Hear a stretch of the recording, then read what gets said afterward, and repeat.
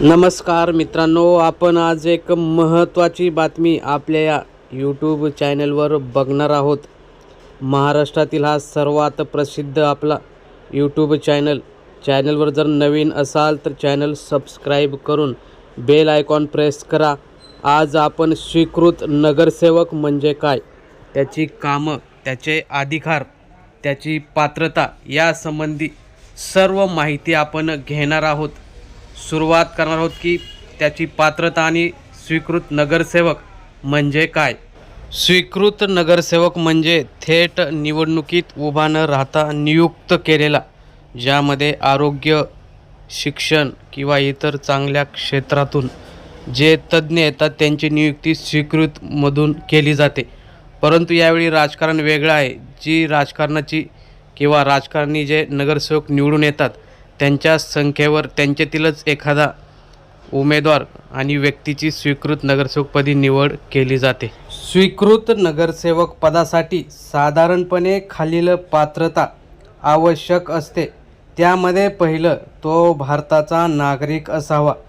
त्यामध्येच दुसरं, त्याचे वय वर्षे 21पेक्षा जास्त असावं. तसेच तो त्या महानगरपालिका क्षेत्रातील मतदार असावा. तसेच त्याच्यावर कोणतेही गंभीर गुन्हे दाखल नसावेत.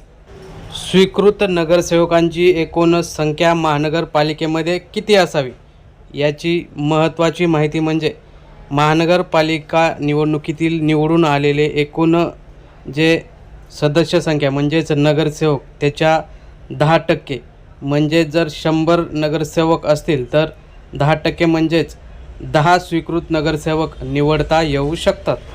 आता आपण बघणार आहोत स्वीकृत नगरसेवकांचे अधिकार. स्वीकृत नगरसेवकांना अधिकार असतात, परंतु त्यांना काही मर्यादासुद्धा असतात.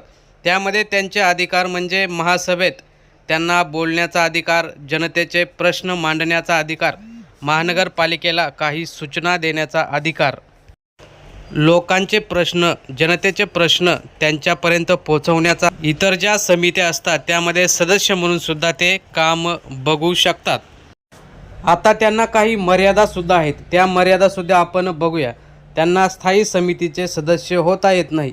त्यांना कोणताही असा एक विशिष्ट वार्ड नसतो. जे निवडून आलेले नगरसेवक आहेत त्यांच्या एवढे त्यांना अधिकार नसतात. आणि महापौर निवडणुकीमध्ये त्यांना मतदान करता येत नाही. ह्या मर्यादा स्वीकृत नगरसेवकांवरती असतात.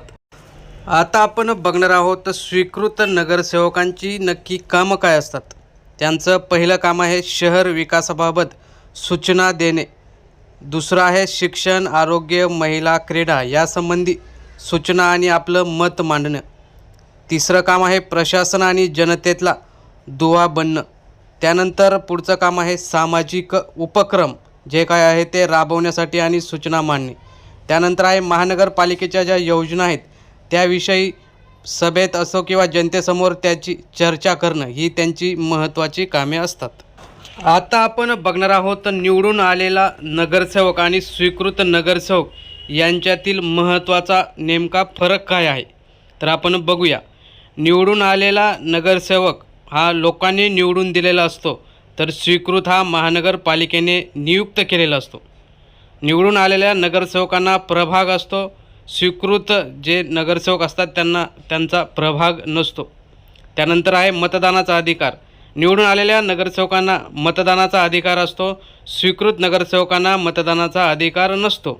त्यानंतर जे काही अधिकार असतात ते जास्त निवडून आलेल्या नगरसेवकांना असतात, तर स्वीकृत नगरसेवकांना मर्यादित अधिकार असतात. त्यानंतर आपण बघणार आहोत की अशा स्वीकृत नगरसेवकांना पगार आणि इतर काय भत्ते भेटतात का. तर त्यामध्ये त्यांना पगार असतो 10 ते 25 हजारपर्यंत. महानगरपालिकेनुसार यामध्ये बदल होऊ शकतो. तसेच काही ठिकाणी प्रवास भत्तासुद्धा असतो. परंतु इतर निवडून आलेल्या नगरसेवकांना एवढे त्यांना जास्त निधी भेटत नाही. तर मित्रांनो, ही तुम्हाला माहिती कशी वाटली